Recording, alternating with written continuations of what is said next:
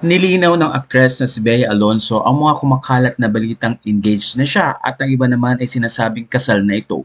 Kaya naman sa isang event na ginawa ni Bea Alonzo ay doon niya nilinaw sa pamamagitan ng interview ang totoong kalagayan ng kanilang relasyon ni Vincent Co.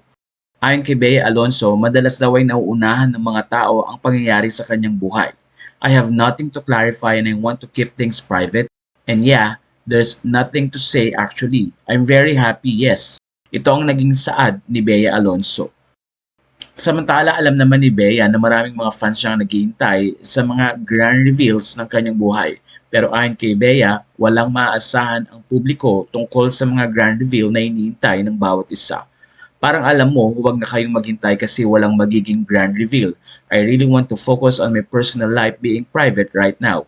Parang feeling ko ang dami kong natutunan sa lahat ng pinagdadaanan ko sa buhay that I really want to keep my personal stuff really private at this time. Matatandang inamin ni Bea ang kanyang relasyon kay Vincent Co noong August 2 sa isang interview ng GMA News sa GMA Gala 2025. Sinabi rin ni Bea na mas focus siya ngayon ang pagkakaroon ng negosyo dahil sa tagal niya sa show business na umabot na nga ng 25 years. Doon din ay tinugunan at pinagtuunan ng pansin ni Bea ang ilang mga family matters. Ayon sa kanya, I've been in the business for almost 25 years na. Can you imagine? So parang now is the time to top on the things that I haven't done before.